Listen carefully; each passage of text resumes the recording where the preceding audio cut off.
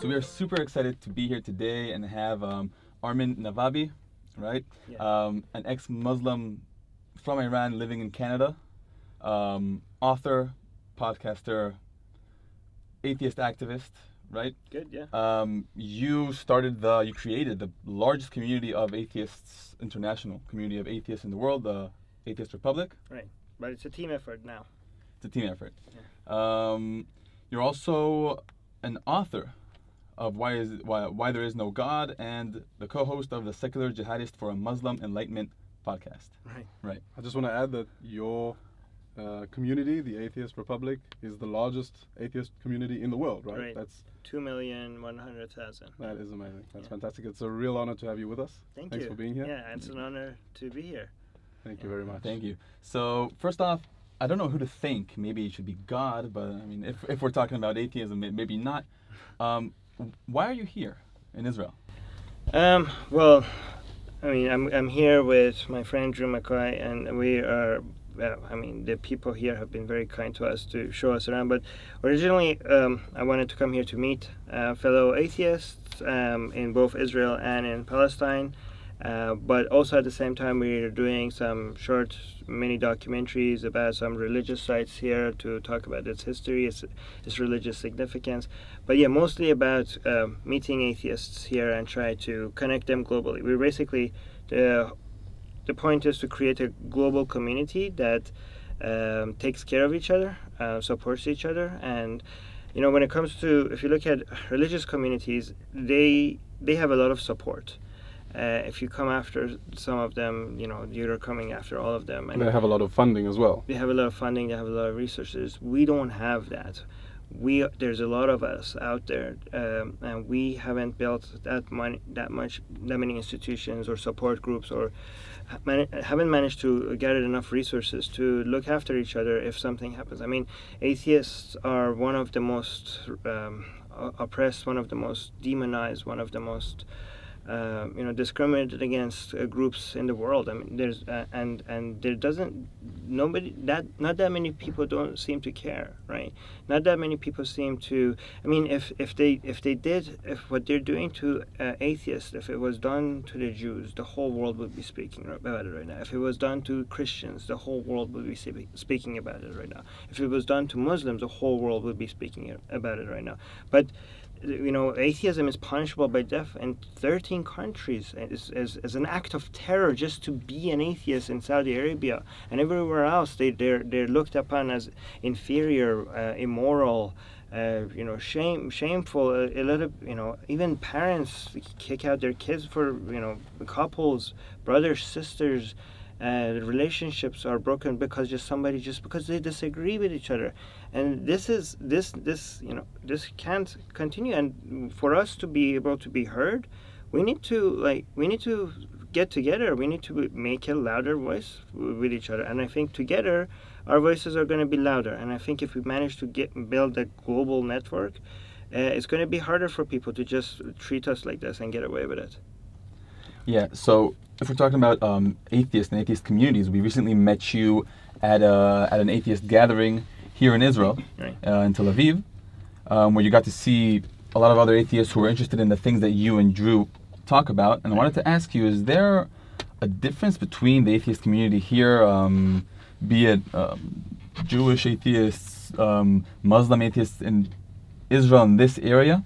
I mean, there's a difference between every two atheists out there. Like, we don't have anything in common other than a lack of belief in God, right? And that's actually something that people try to keep pointing to for us not to get together. I try to, so you're talking about the difference between us atheists, for example, in Canada, and us atheists in Palestine and exactly. Israel, but we are very different. Two atheists in Canada, I don't know what they have in common. They don't have much in common. But the example I give is, like, think about the gay rights movement, right? In the 1960s and 70s. I mean, we still have a lot way to go, but they have made a lot of progress since then, right? To become more accepted compared to then. Still, I'm not saying we don't have, there's a lot more to do, but still a lot of progress. But gay people, what do they have in common other than being gay? we have atheist gay people, we have religious gay people, we have right-wing gay people, we have left-wing gay people. They don't have anything else in common, and yet they got together and they told the world that you can't treat us like this. And they didn't have to agree with each other on other things to be able to do that. So, I mean, highlighting our disagreements, a lot of people say, like, maybe we shouldn't talk about politics because it will divide us. Maybe we shouldn't talk about that because this or that because it's too sensitive.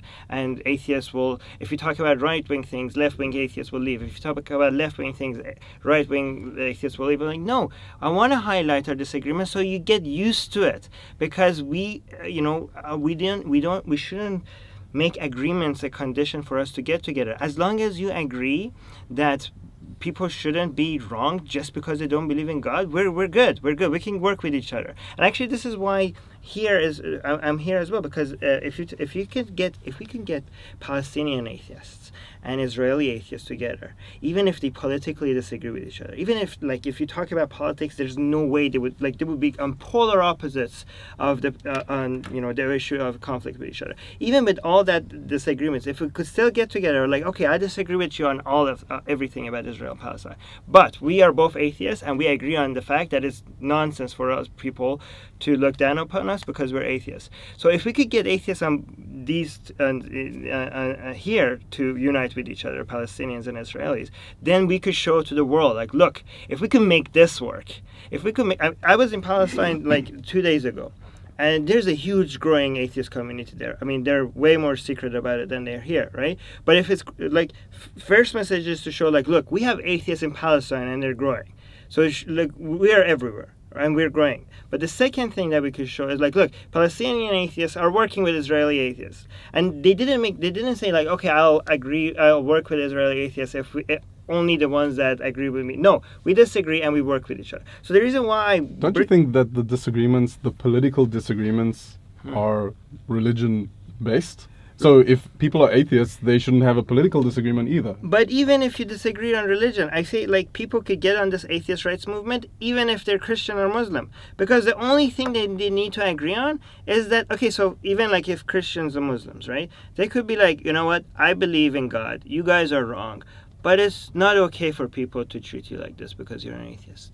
So when it comes to the atheist right movement, we accept Christians, Muslims, and Jews as part of the atheist right. I mean, we wouldn't hide our disagreement with them. They could tell us why atheism is absolutely ridiculous, and we could tell them why Islam, Christianity, and Judaism is absolutely ridiculous.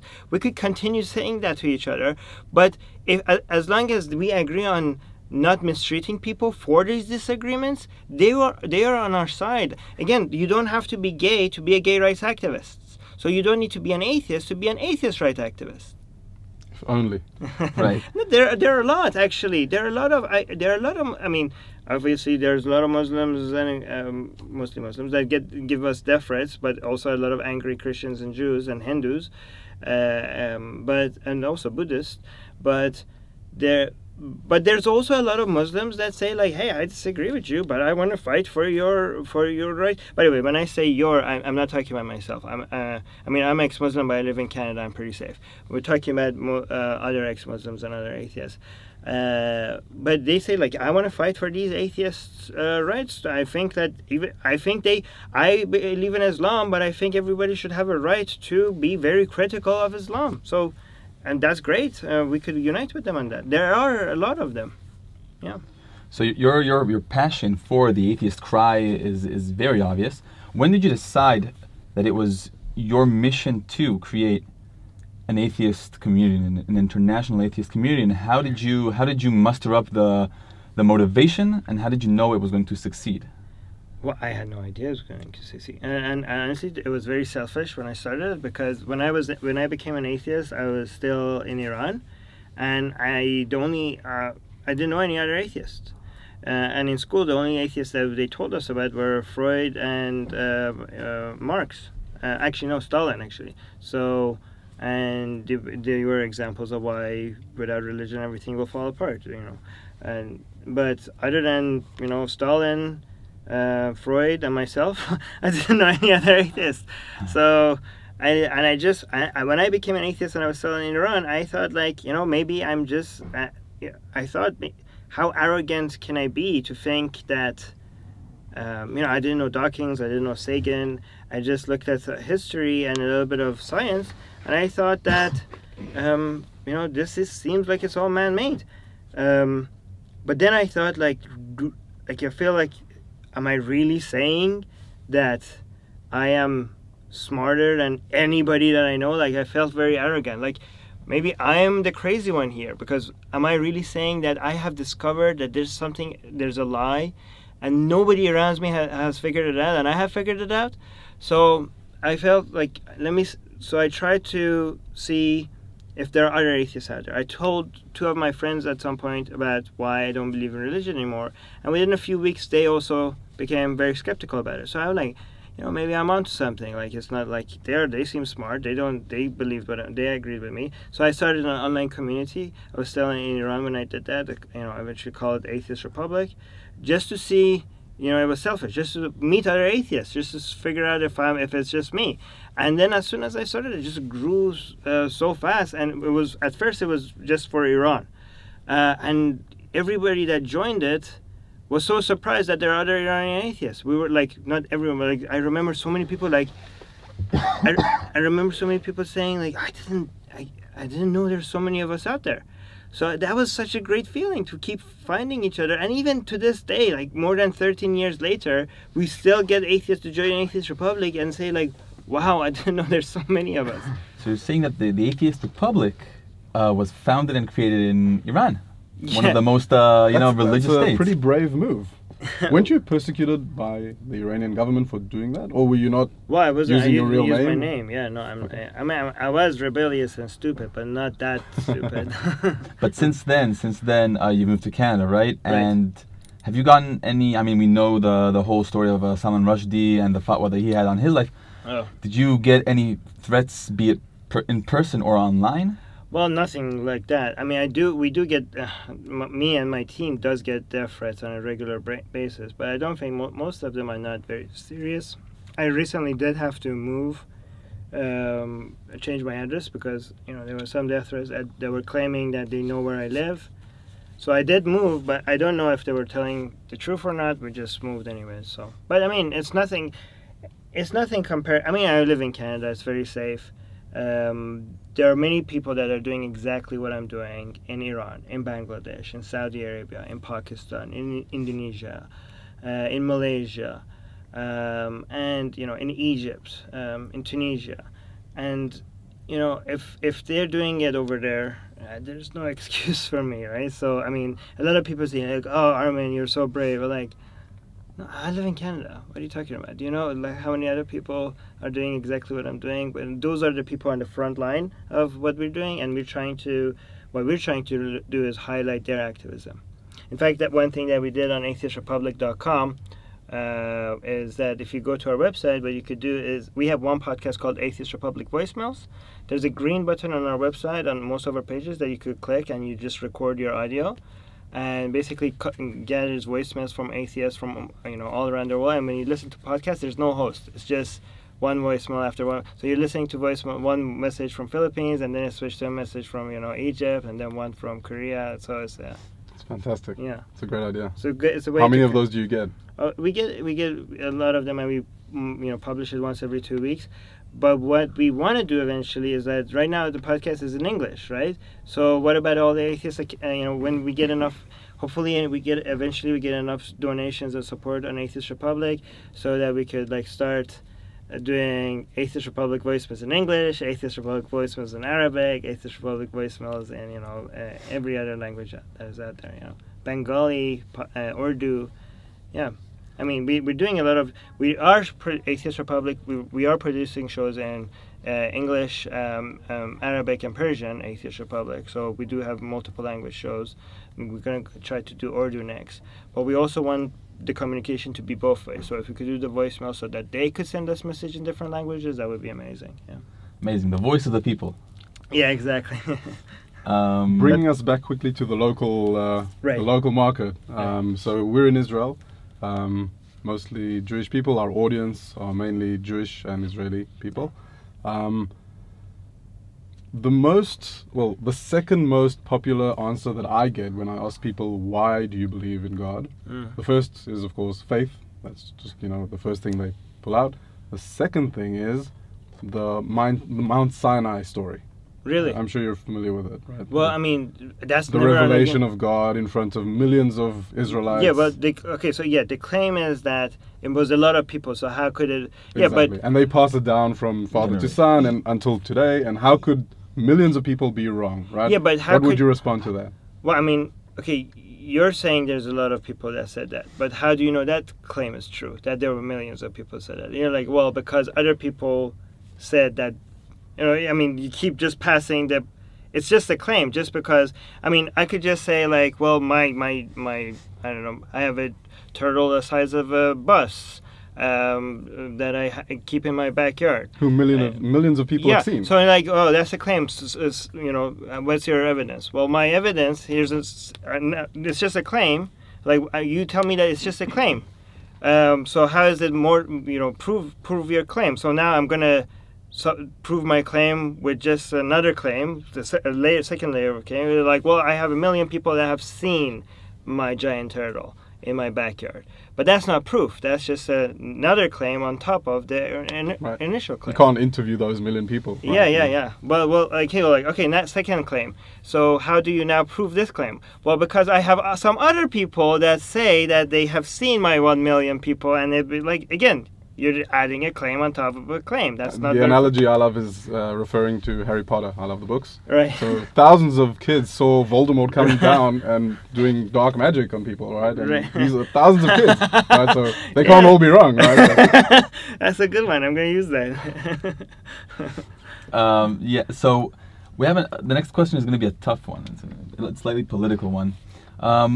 Whereas in Christianity and in Islam, you can be an atheist. You can leave the religion and not relinquish or lose your national identity.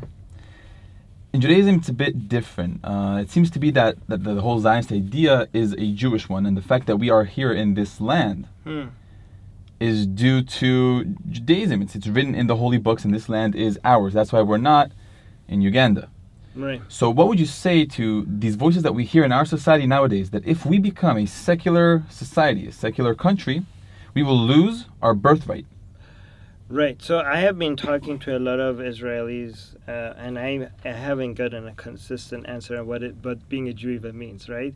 I have asked like many times, what does it mean to be a Jew, and I have gotten 20 different answers, and they haven't been the same answer. And I think it's. I've even met atheists that say, you know, they don't want a Jewish culture, like they want an Israeli culture. Apparently, so, like, okay, some people say Israeli culture is a Jewish culture. So, this is a question I actually have for you guys, right? So, I mean, it seems to me, you know, my experience with Islam is that they have been trying to, you know, when some set of ideas don't make sense, you have to use other defense mechanisms, right, to protect them, right? Either you make it the law, so you can't criticize it, but if you're in a free country that you can't criticize it, you have to create other barriers. One barrier that you could create to criticize ideas is to mix the idea with the identity, and when you mix the idea with the identity, then criticizing the idea will be an attack on people, right? And that's a very clever way of, you know, because when I disagree on you on your opinion on anything, like if I disagree with you, like let's say I'm a capitalist and you're a socialist, and I say like I tell you why socialism is wrong, and you tell me why capitalism is wrong, and we disagree and we have a passionate disagreement with each other. But I don't think most people would think that my disagreement with you is a personal attack on you. Or your disagreement with me is a personal attack with me. There's not that many people that would think about the disagreement between capitalism and socialism. But when it comes to religion, it's very clever, because all of a sudden this opinion will become such a part of your identity that instead of you defending your ideas, then now my disagreements with you is a personal attack on you. And you're just saying like, no, because now you're attacking who I am as an individual. and you do that because there's not that much logic. I mean, not you, like I'm just saying in my example. You do that because there's not that much logic to back up these views, so that's where you do it. And the thing is that I've experienced, you experience that with Islam a lot. Like when you criticize Islam, people say you're being a bigot. They used to say you're a racist, but then they realize how stupid that is, so now they say you're being a bigot, Islamophobe. But I think most of the world is waking up to how ridiculous that is, to think somebody is, I mean, is a bigot just because they're criticizing Islam. The problem with Judaism is that that is even more complicated for multiple reasons. One, because they use the same word. Like, imagine how complicated it would be in Islam if the word Arab and Muslim were the same word, right? We know that not all Arabs are Muslims and not all Muslims are Arabs. But if the words were the same, it would be easier to confuse that you're actually being a bigot and attacking a group of people. But with Judaism, the word for a certain group, like when you say Jew, are you talking about the religion? Are you talking about the culture? Are you talking about the ethnicity? Are you talking about, now the fourth one, I think this fourth one is a new one. Are you talking about the nationality? Because of this confusion, I think this confusion is benefiting Judaism as a religion, because now every time you go after Judaism as a religion, people, because these lines haven't been very well defined, very drawn, people are like, you're going after people, and also with the nightmare of the Holocaust very very close to us, then you're stepping in, you're criticizing ideas, but now, because of this confusion over the definition and also because of the history that we have had, you're gonna try to make it look like you're stepping into territory where you shouldn't be, right? So one thing you can do as from the atheist community, if you want to criticize Judaism, is what they've done with ex-Muslims, right? So a lot of people that were being accused of being bigoted against Muslims, they were like, oh, okay, let me bring ex-Muslims to tell you why Islam is wrong, because they are, from that community. Like, they're not against Muslims. They're brothers and sisters and mothers and fathers and daughters and sons. They are Muslims. So they, obviously, most ex-Muslims, when they're criticizing Islam, they probably don't have anything against Muslims. So, and the ex-Muslims helped normalize criticizing Islam without being accused of being bigotry. So maybe the solution might here be to have atheists with Jewish background. I don't know, if I say atheist Jews, half of the people will say like, yeah, you could be an ex-Jew atheist. The other half are like, no, you're atheist Jew. You're still a Jew, but you're an atheist. So we have this problem with Hinduism as well, by the way, so I could talk about that as well. It's Hinduism and Judaism have this problem. People are very clear about, yes, I was a Christian, now I'm not. Yes, I was a Muslim, now I'm not. But there's a confusion like, okay, I was a Hindu, now I'm an atheist. Am I an ex-Hindu, or am I ex-Hindu atheist, or am I a Hindu atheist? So Judaism as well. Okay, I was Jewish, believed in God, now I'm an atheist. Am I an ex-Jew atheist, or am I a Jewish atheist? And the reason why this confusion works with Hinduism and Judaism is because they are older religions than Christianity and Islam. And before Christianity, so ancient religions before even Judaism, it was very clear that every nation and every group of people, they had their gods, and this religion was for this geography and for these people, right? So much so that some people, when they travel outside of those places, they thought that gods couldn't hear them anymore because they're in the territory of new gods. So like some people would go out and go, who do I pray to here, because my gods can't hear me, right? I'm not there. So it was, and the Greeks had their own gods. They didn't deny the Persian gods. They just like, these are our gods, those are your gods. Persians have their own gods, Romans had their own gods, the Hindus had their own gods, and Jewish people had their own gods. And this was, but there's two main changes, one with Judaism, one with Christianity. Judaism managed to separate the religion from the land, not from the people, because they were exiled and they didn't have land anymore. They wanted to take their God with them. So it was the first time where their God became a universal God rather than a God for a specific place. Jews could be Jews other places as well. So the Jews separated God from their land, but still connected to their people. Christianity had the second revolution, and not only disconnected from the land, but also disconnected from the people. When the Romans started becoming Christian, all of a sudden Christianity was for all places, but also for all people. So Christianity and Islam are very new in this aspect. So that is not so. But because the interesting thing within world religions, from all these four world religions, the two that are older still have that connection between religion and certain ethnicity, and that's why those two are. You have more confusion of where the people end and the religion begins. And also why they haven't been as successful and widespread, right? There are only 15 million Jews in the world, right? Whereas Christians and Muslims are. Yeah, but Hindus managed to do that because there's just a lot of them, right? So yeah.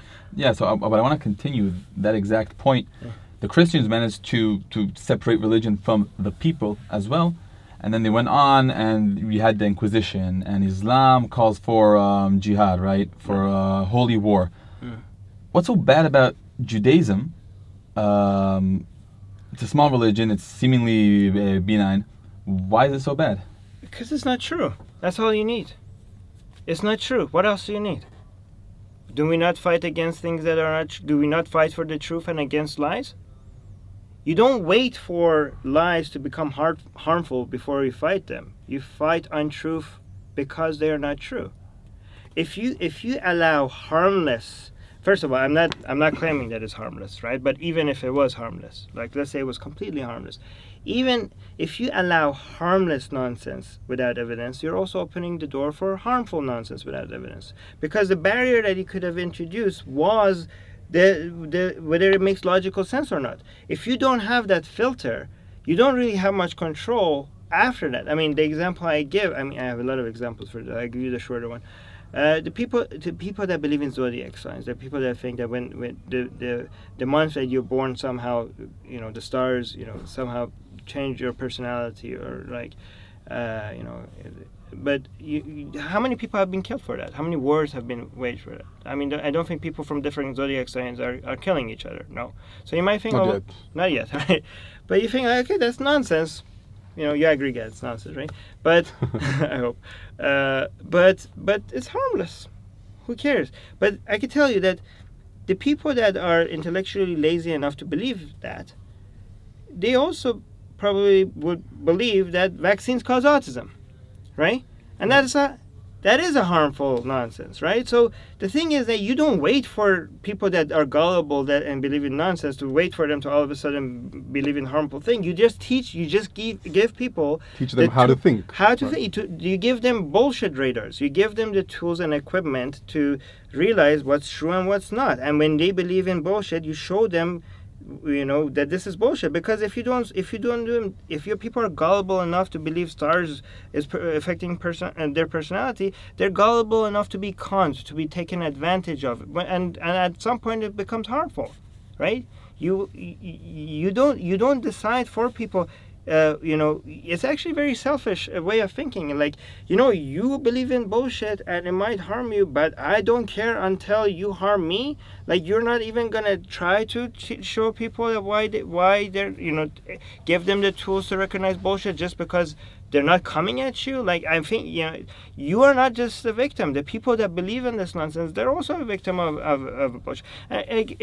Think about believing in nonsense as like a virus that many people are carriers of it, right? So maybe you will never become the person that inflicts harm, but you're carrying it will demonstrate itself in a harmful way because people don't. If you don't recognize how the world works and what reality is like, at some point it manifests itself in a very harmful way. But maybe not from every person that is carrying it, but they're carrying that virus. Removing that virus from people that are not being harmful themselves does benefit the society as a whole. So we talked about it earlier. There are countries like your home country of Iran and societies in general where people who deny the existence of God or say they're atheists or go against all these religious norms get either punished by the state or by society by being expelled out of society, right? What do you have to say to the people who are watching this, who can hear you, who are in these societies, in these families, where if they were ever to say that they do not believe in God, it's as if they would not exist. What do you have to say to them? How can they really come out of the atheist closet? Well, don't come out as if you're going to be, it's like your safety is the most important thing, right? To be fair, the people that do risk their lives, I don't want to tell them that they're. So there's two aspects to this, right? First of all, there are a lot of people that are risking their lives, right? And a lot of people say that they shouldn't, and I just did. But to be fair, they're adults, they know the risk, and they're taking it, and they think it's worth it. I don't want to tell them that they shouldn't have. I just want to tell them thank you, right? I mean, but as long as they know the risks, as long as they were misinformed about the risk. So I'm actually changing my answer a little bit, because we shouldn't expect people to risk anything, but every single right that you guys are enjoying right now, every sense of peace, every sense of security. Someone sacrificed something. Somebody at some point sacrificed their safety, their freedom, their sense of security, and their lives, so because you're enjoying it today. It didn't come just because it was gifted to you guys, right? Somebody sacrificed something.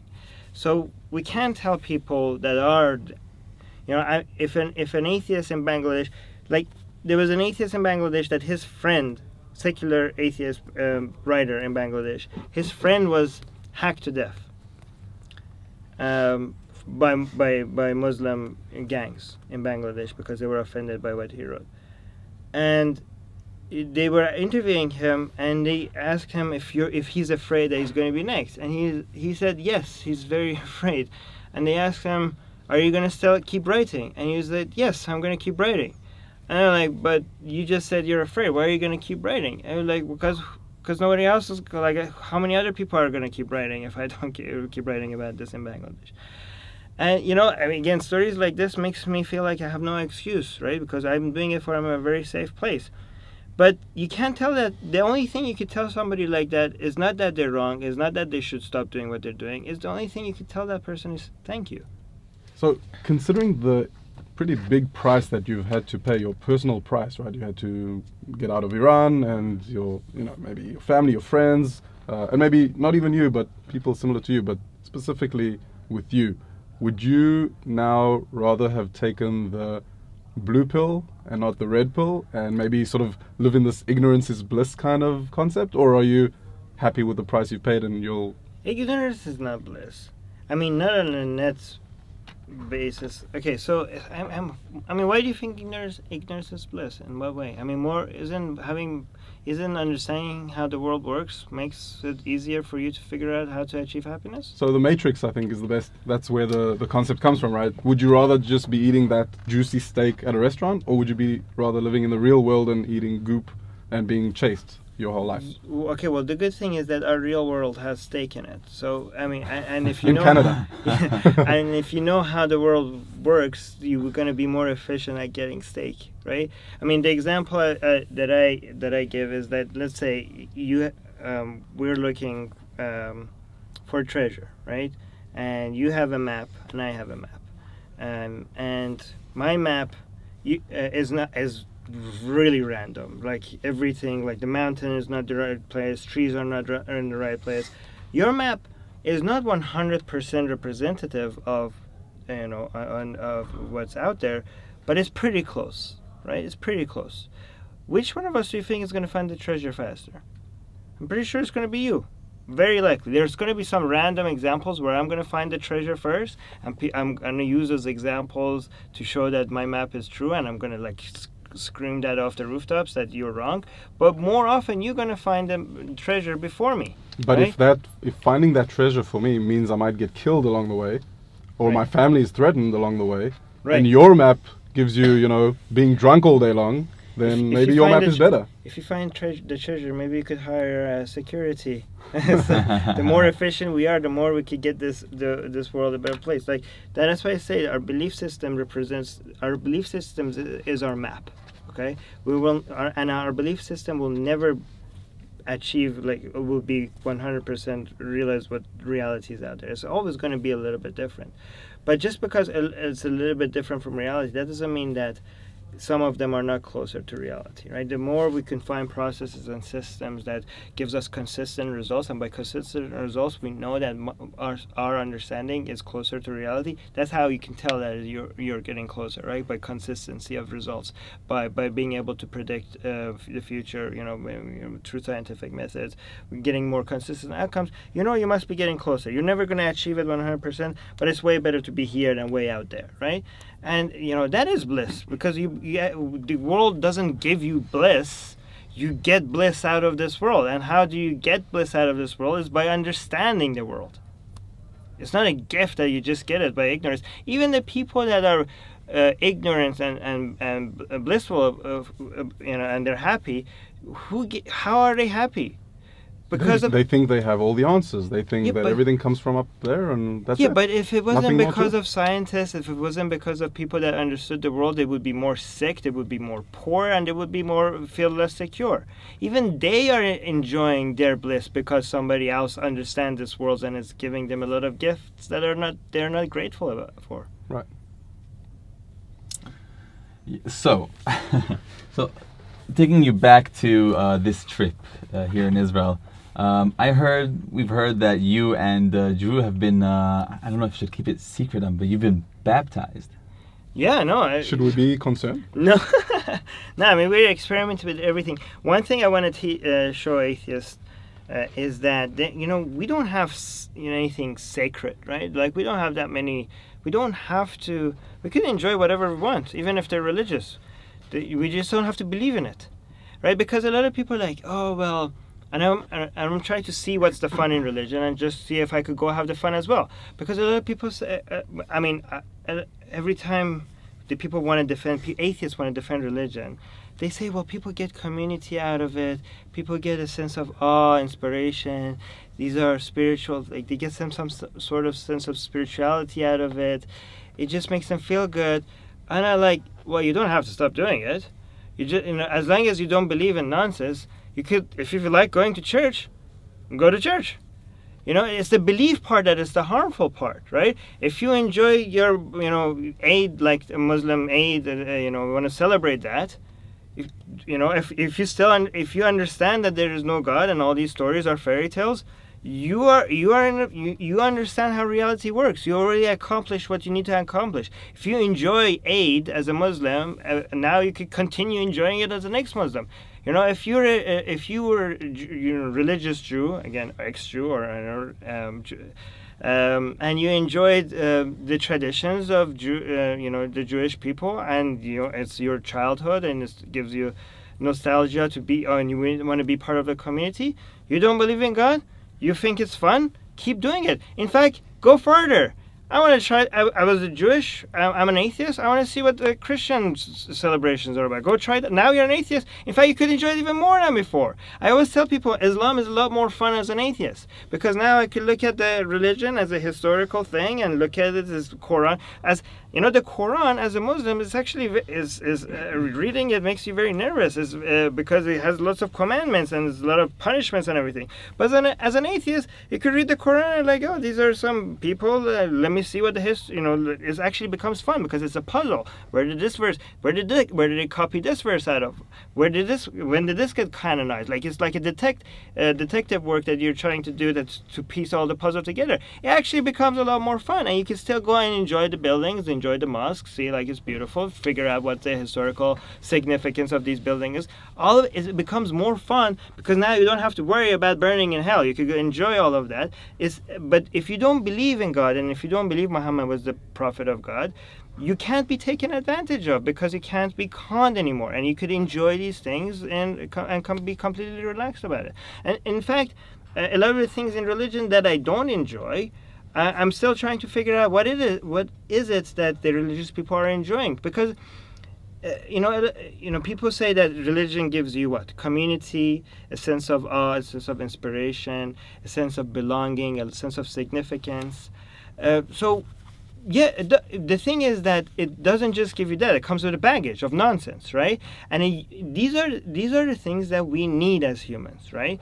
The problem is not that religion that we don't need these things. That the problem is that religion doesn't have the right answers. It's taking advantage of these needs that we have, but is giving us answers that is not based on reality, and it's taking advantage of us for a different purpose that is not in our best interest. Right? It's not that these needs should be ignored. In fact, if we separate that from these beliefs, we should be able to discover what are the most efficient ways of answering these things without all the harm that religion brings with it. I mean, whenever we get together as atheists, people say like, "Oh, you're turning into a religion now," or wherever we say these are the right values to have. These are the values that shows that we could have a better society. Like, oh, atheists are telling us what values to follow, so we're becoming a religion now. What are the 10 Commandments? Like, the problem with religion is not that it was trying to answer these questions. The problem is that it had the wrong answers. Religion doesn't have a monopoly over community. Religion doesn't have a monopoly over charity. Religion doesn't have a monopoly over trying to figure out, finding a sense of belonging. Why is it that even atheists have given up on these things? We should reclaim these things from religion. They had a monopoly over these things, and we need to claim it back. One group I think that has done it is flat earthers, right? I don't know if you've seen the movie Behind the Curve on Netflix, right. But that sense of community. So they have these conferences. Right. It's not a religion, right? But they have these conferences and they come together and they feel that they belong and they feel like a community. So I think they get that same sense that religion gives. Right. Not on a religious basis. It's still wrong, of course, but it gives that same sort of feeling, right? Right. It gives them a good feeling. And I think a lot of ex-religious atheists are a little bit sensitive about creating communities because they are so turned off by religion that anything that you do that resembles them a little bit, they're like, oh, I don't want to go back to that. But the thing is that community is not a religious thing, it's a human thing. Right. We should be able to build communities so that religions don't have monopoly over that, and we could do it in a way with a better understanding of how the mind works, a better understanding of exactly what need is it that we're responding to, and what I mean, we can answer these questions better now. Why are we using texts that were written thousands of years ago by people that had much less understanding about the universe, about the human mind, about why are we still referring to that? These are real answers, and we have better answers now. What kind of community would you build? How would you give that same sense of community to people who are not religious, right? Because one of the things you even mentioned is that atheists are completely different from one another, right? So there's no real bonding between atheists. What makes you get that community feeling that you have to give religion up for? So I mean, every time we do atheist activism, people say, "Oh, you're changing the definition of atheism," right? But again, atheist activism and atheism are not the same thing, right? Atheism is just a lack of belief in God. Atheists getting together and trying to build community, that's something separate, right? And again, it's so separate that you don't even have to be an atheist to be part of this movement, right?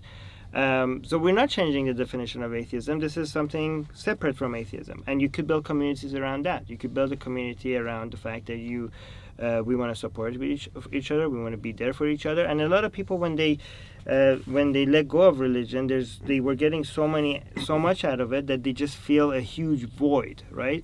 We could get together and try to help each other fill that void for people that just came out of religion with answers that are more based on reality. So that's what could bring us together. It doesn't matter if we disagree or not. The love of understanding the world, right? Is that what you're saying will bring us together? Just wanting to know more about the world? No, the love is more sympathy. It's more based on sympathy. It's more based on realizing that there's a need here, and we're trying. Again, this is why I think even people that are wrong, even people, Muslims and Christians and Jews, could participate because they feel like these people need something and we want to be there to support them, right? So I think it's more based on sympathy. It's the atheist right movement is a human rights movement focused on atheists because they're one of the groups of people that have been ignored the most and they need the most. So people get with each other based on different human rights movements, and this is one of them that we could get people behind, and especially now, this is a good time because a lot of the values that people think religion at least gives us values. Well, I tell you, it gives you shitty values. There are better ways of coming up with good values, right? And a lot of these good values that came that we have today that's seem to be working out, and then countries that adopt them seem to be the most advanced ones, are Enlightenment values that came out of the Europe in the 1800s, right? And they are now being threatened by some of the greatest champions of the Enlightenment values. So what we can, it's interesting because these Enlightenment values have been so successful in making our lives better in the past 200 years or so, that religions are now trying to take credit for it. Like, people now refer to them as Judeo-Christian values, which is not, like, these are values that Judaism and Christianity have been against for thousands of years, and now now that they are working, they're trying to say, like, oh, we are responsible for it. No, you're not. You have always been against it. So the thing is that we need to, I think, given that the atheist movement is filled with people that have given up on religion and are looking for new things, it could also be an opportunity for us to introduce people to where these useful ideas came from and reintroduce them to Enlightenment values, and we could become cheerleaders of Enlightenment values, right? Because it's not that they're just good values. They're good values based on data. We have the evidence for why these values have worked, why these values are responsible for people being less miserable and people enjoying more peace and people having more freedom. So we could demonstrate that, and we could be we could introduce advocating for values not based on revelation, not based on authority from the heavens, but based on evidence, based on reason. So that would be a step, the next step that we could take. So the step that we have taken so far for the past decade is that here are certain ideas that we are against and why we're against them, right? The religious values and dogmatic and superstition. But now I think the new phase could be that plus here are the values we are for. And here's the reason why we're for these values. And again, that is not atheism. I understand that atheism is nothing other than a lack of belief in God. But just because we're atheists, that doesn't mean when we get together we only have to talk about with the fact that we don't believe in God. We could talk about other things as well. It would be a very short conversation. Yeah. Yeah. So, like any true oppressed minority, apparently we have an International Atheist Day. Yes. Can you tell me a little bit about that? Yeah, I mean, okay, so when we say the atheist rights movement, we are trying to normalize atheism, right? So March 23rd every year is Atheist Day, and the whole point of Atheist Day is for more and more people to realize that there are many atheists, and some of them are good people, not all of them are evil. So I mean, again, if you look at the gay rights movement, a lot of people became more tolerant and more understanding when they realized their brother, their sister, their co-worker, the celebrity, they're gay. We were trying to replicate that. We're trying to make it normal to be atheist, right? And this is the civil rights movement of our lifetime, because I can't think of that many other groups that are this looked down upon on such an international and on such a global level scale. But so I mean, we came up with a logo and we tried to make it as simple as possible. So all you need is it's a green circle. The reason why it's so simple is we just wanted to make sure that not only it's very simple to make, so people could take pictures of themselves with it or post it, but also so that you can keep it hidden. You could deny the fact that it's an atheist symbol if you get caught, like it's a green bracelet or green scarf, and you could draw it quickly on a wall somewhere or on your hand. But again, if you look at the hashtag Atheist Day, people are now keep tweeting about it because it's getting March 23rd. It's getting close. They draw it on their hand, but you can see it like in safe countries they show it their faces, but in some other countries they're either hiding their face like this, or they're looking the other way, or they're just drawing their hand, or they're drawing it on a Quran or something like that, right? So and again, Atheist Day is something that can be celebrated not just by atheists but by Christians and Muslims and Jews. Be like, I'm not an atheist, but I celebrate Atheist Day because I have atheist friends and I get along with them, and it's fine. Like, we get along. I mean, again, we could disagree, and by disagree, I don't mean don't hold back on your disagreements. Like, Muslims and Christians and Jews and Hindus should be able to be very passionately telling us why atheism is wrong. They don't have to hold back. They could tell us why they think atheism is ridiculous, and we can tell them why we think Islam is ridiculous, why we think Christianity is ridiculous, why we think Judaism and Hinduism is ridiculous, and we could go have drinks and after with each other. We don't We don't need to make this disagreements a condition for friendship. We should be able to have disagreements and get along at the same time. It's nothing, it's just a disagreement. You think there is a God? I don't. Okay? Let's be friends. That's fine. And I think if more Christians and Muslims and Jews say that, hey, I'm a religious person, but I support atheists and I think they're being mistreated and I celebrate Atheist Day, the more other Muslims work, you know, if a Muslim says like, oh, even this guy is even Muslim and I admire this guy, this is like an imam. Imagine an imam holding Atheist Day symbol. If you're an imam and listening to this, be the first imam that has like holds the Atheist Day symbol and say, I support my atheist brothers and sisters. You might be the last imam to do that. No, but that would be awesome. Like, and other people that follow this imam, like, wow, if my imam thinks atheists are okay, then I guess I think so too. Again, just because you support atheists doesn't mean that I'm not going to be ridiculing your ideas. And you are free to ridicule my ideas. But at least we can agree on, while my ideas are ridiculous to you, I shouldn't be killed for it. I shouldn't be imprisoned for it. I shouldn't be losing my community and friends for it. It's fine if we think our ideas are ridiculous. I mean, you could teach me, I could teach you. We could learn from each other. Or you could ignore me. Or if it's too offensive for you, you don't have to listen. Like, you know, if my book is offensive, don't read it. If my video is offensive, you don't like it, don't watch it. Like, nobody has the right to force these content on you. It's just there if you're curious. And if you don't like it, you don't have to watch it.